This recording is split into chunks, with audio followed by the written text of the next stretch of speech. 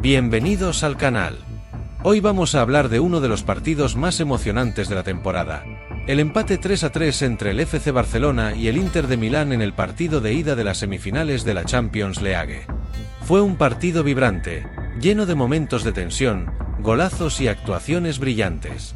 Vamos a analizar jugada por jugada, los goles, los errores, las claves tácticas y sobre todo, qué significa este resultado de cara a la vuelta en Milán.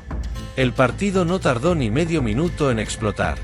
Apenas se jugaban 30 segundos cuando Marcus Thuram marcó el primer gol del encuentro con una definición de auténtico lujo. Todo nace por banda derecha, donde Denzel Dumfries recibió con espacio, encaró con decisión y metió un centro raso, medido, preciso. Thuram se anticipó a Koundé en el primer palo y, con un recurso técnico espectacular, definió de taco, de espaldas al arco. Un gesto técnico difícil, pero ejecutado con absoluta confianza. Montjuic quedó completamente en silencio. Un mazazo inesperado. El Inter salía sin miedo, con una presión alta y muy agresiva desde el primer minuto. No se replegó, no esperó. Fue a atacar. Y eso es importante remarcarlo. El planteamiento de Simone Inzaghi fue valiente.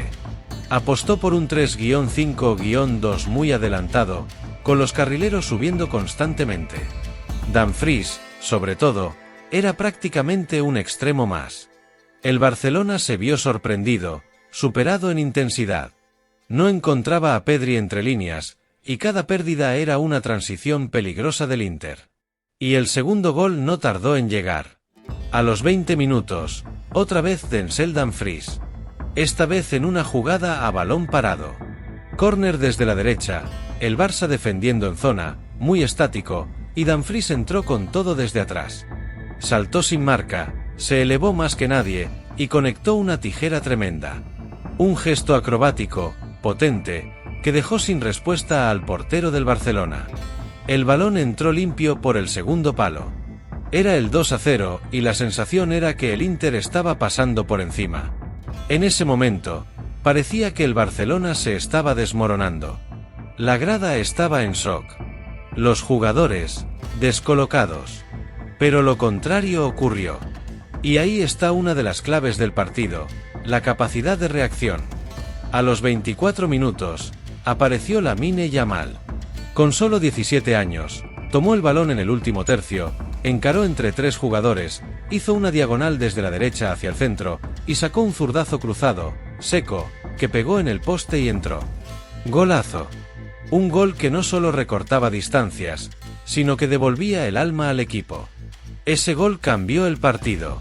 Despertó al Barça, a la afición, y también tocó emocionalmente al Inter, que hasta entonces había tenido el control absoluto. Y apenas 5 minutos después, el empate. El Barça, ahora con más movilidad, tocando con mayor ritmo, logró progresar por izquierda. La jugada terminó con Rafinha metiendo un balón al área que Ferran Torres controló y remató con potencia, sin pensarlo dos veces. Fue una jugada muy bien construida, con paciencia, pero también con determinación. Ferran mostró mucha claridad en la definición, y lo celebró con rabia.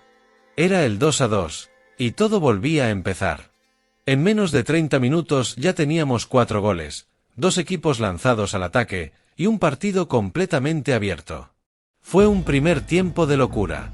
Un espectáculo ofensivo.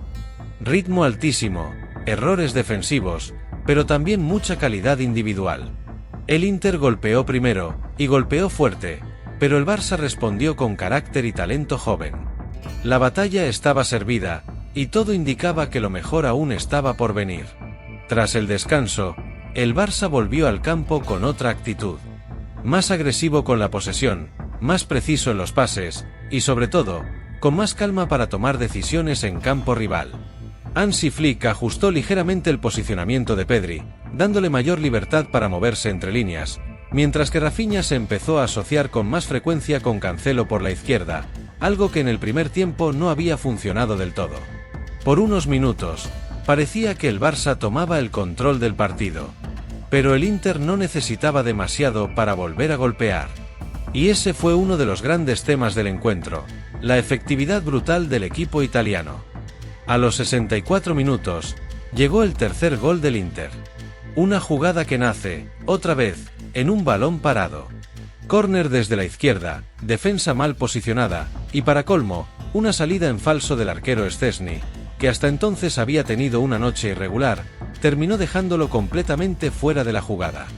Dumfries, el hombre del partido para el Inter, volvió a imponerse en el aire y conectó un cabezazo que, aunque iba con poca dirección, se desvió levemente en Araujo, lo suficiente para descolocar al portero y convertir el 3-2. Era su segundo gol del encuentro, además de una asistencia.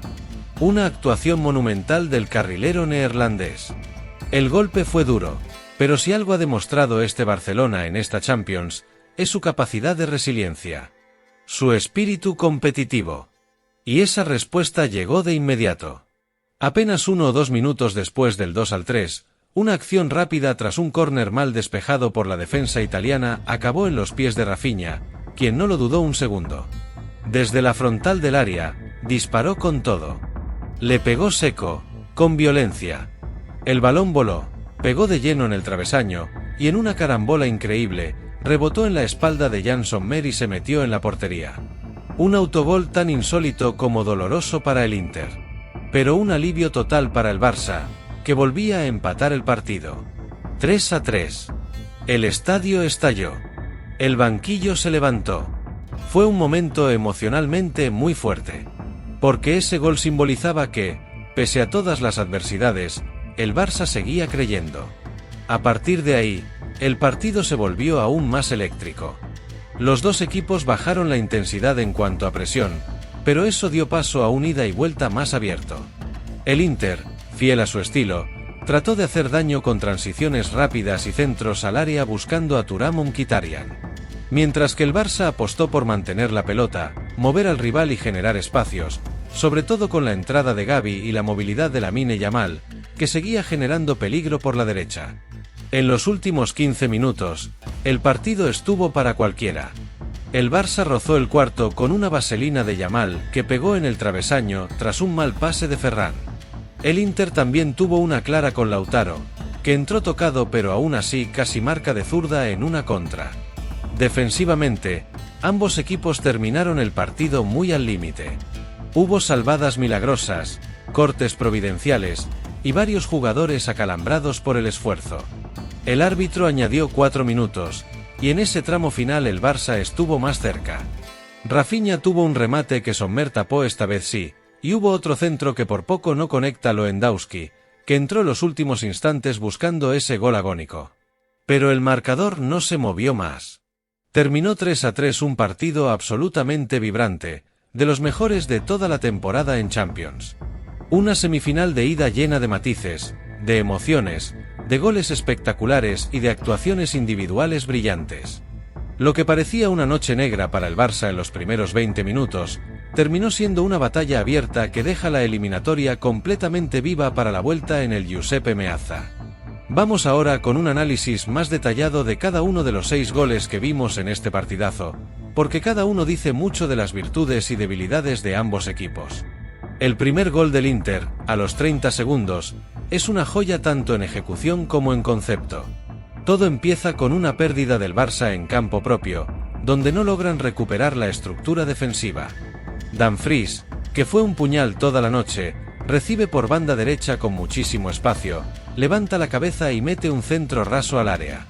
Lo de Marcus Thuram después es brillante, un taconazo de espaldas, con poco ángulo y precisión quirúrgica. Más allá del lujo técnico, lo interesante es cómo atacan el espacio los jugadores del Inter y cómo sorprenden al Barça con la velocidad de la transición. El segundo gol también expone un punto débil que el Barça arrastra desde hace tiempo, la defensa en balón parado. El córner no parece especialmente peligroso, pero el movimiento sin marca de Dumfries lo deja solo en el área. Y no solo eso, la forma en que define, con una tijera acrobática, habla de su confianza y su noche inspirada. El Barça defiende mal la zona, no ajusta las marcas, y se queda mirando. En una semifinal de Champions, esos errores se pagan carísimos. El primer gol del Barcelona, el 2-1, es probablemente el más simbólico. Porque llega en un momento delicadísimo, cuando parecía que el Inter podía terminar de romper el partido. Y lo marca Lamine Yamal, que con solo 17 años está cargando con una responsabilidad gigantesca. Recibe en el borde del área, rodeado de defensas, sin mucho espacio, y aún así encuentra una pequeña ventana para armar su pierna izquierda y colocar el balón pegado al segundo palo. Una jugada que recuerda a las grandes noches de los cracks, porque la inventa él solo. Esa capacidad de desmarcarse, armar el remate y ejecutar con frialdad es de otro nivel.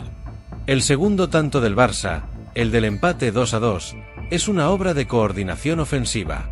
Todo empieza con una circulación de balón más pausada, con paciencia, hasta que Pedri encuentra el momento justo para filtrar un pase vertical. Raphinha, muy activo durante todo el partido, controla dentro del área y sin egoísmo, en vez de rematar, se la deja servida a Ferran Torres. Y Ferran, como buen cazador del área, no falla. Un remate potente, raso, que Sommer no alcanza a detener. Aquí vemos el trabajo de Flick. No solo se trata de improvisación, sino de automatismos ofensivos bien entrenados. El tercer gol del Inter, el 3-2, vuelve a dejar en evidencia una debilidad estructural del Barça. Es otro córner, mal defendido. Szczęsny sale a destiempo, mal posicionado, y el remate de Dumfries, aunque no iba demasiado potente, se desvió en Araujo y terminó entrando. Es verdad que hay algo de mala suerte con el desvío, pero el error es colectivo, no hay comunicación entre portero y defensa, y el marcaje en zona deja mucho que desear. Y finalmente, el 3-3 del Barcelona es una mezcla de muchas cosas. Primero, insistencia. Porque la jugada nace tras un rechace de córner donde nadie del Inter logra despejar con contundencia. Segundo, agresividad ofensiva. Raphinha no espera, le pega con todo desde fuera del área. Y tercero, fortuna.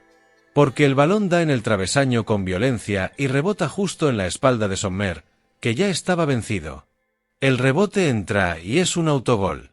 A veces necesitas también ese tipo de suerte para mantenerte en la pelea. En resumen, los goles reflejan perfectamente lo que fue el partido. El Inter fue letal, contundente, con mucha calidad individual en momentos clave, y enorme capacidad para aprovechar errores. El Barça, por su parte, mostró corazón, creatividad, y sobre todo, reacción. Pero también expuso una fragilidad defensiva preocupante, especialmente a balón parado, que Flick tendrá que corregir antes del partido de vuelta. En un partido de este nivel, donde ambos equipos dejaron todo en la cancha, hubo varias actuaciones individuales que marcaron la diferencia, tanto por talento como por personalidad. Lamine Yamal fue, sin ninguna duda, el jugador más influyente del Barcelona. Con apenas 17 años, asumió un rol de líder ofensivo cuando el equipo más lo necesitaba. Su gol fue una obra de arte, pero más allá del tanto, lo que impresionó fue su actitud. Encara siempre, pide la pelota, no se esconde nunca. Fue el único en el primer tramo que parecía dispuesto a romper líneas con desparpajo. Su control orientado, sus giros rápidos en espacios cortos y su visión para buscar siempre el desequilibrio lo convirtieron en un problema constante para la defensa del Inter. No solo demostró talento, sino también personalidad. Y eso, en una semifinal de Champions, no se ve todos los días en un jugador de su edad. Denzel Dumfries fue el gran protagonista del Inter. Participó en los 3 goles, dio la asistencia en el primero con un pase medido desde la banda, marcó el segundo con una tijera espectacular, y completó su noche con un cabezazo que terminó siendo el tercero. Pero además de los números, Dumfries fue una amenaza constante por su banda. Atacó con decisión, ganó duelos físicos, presionó alto. Fue un lateral con alma de delantero. Su despliegue, su lectura ofensiva y su capacidad para aparecer en el momento justo lo convirtieron en una figura clave. Raphinha, por su parte, también completó una actuación muy destacada. Aunque no marcó, fue vital en 2 de los 3 goles del Barça. Primero, por la asistencia milimétrica que le pone a Ferran Torres para el 2-2, donde muestra pausa y visión. Y luego, por el remate que acaba provocando el autogol de Sommer, que llega tras una acción suya. Además, remató varias veces, generó superioridades desde la derecha, y ofreció mucha movilidad entre líneas. Jugó con intensidad, presionó, y mostró una versión mucho más participativa que en otros partidos importantes. Ferran Torres también merece un lugar en este repaso. No solo por su gol, que fue una definición certera y de delantero puro, sino por su lectura del juego sin balón. Se movió bien, arrastró marcas, se ofreció como apoyo y dio fluidez a los ataques del Barça. Aunque no fue el más vistoso, su rendimiento fue muy funcional para el equipo. En el Inter, además de Dumfries, hay que destacar el trabajo más silencioso pero igualmente fundamental de Henrikh Mkhitaryan. El armenio fue el equilibrio del medio campo. Recuperó balones, presionó, distribuyó con criterio y mantuvo el ritmo del equipo cuando había que calmar o acelerar. No tuvo acciones espectaculares, pero fue el pegamento entre defensa y ataque, siempre bien posicionado, siempre tomando decisiones inteligentes. Y en defensa, Francesco Acerbi también fue una de las claves. A pesar de los 3 goles recibidos, su rendimiento fue muy sólido. Ganó duelos importantes, ordenó la línea de 3 con liderazgo, y fue crucial en la salida de balón desde el fondo. En los momentos de mayor presión del Barça, mantuvo la calma, cortó transiciones y sostuvo al equipo con su experiencia. En resumen, este fue un partido de grandes nombres y grandes actuaciones. Pero también de jugadores que, sin hacer tanto ruido, sostuvieron el ritmo y la estructura táctica de sus equipos.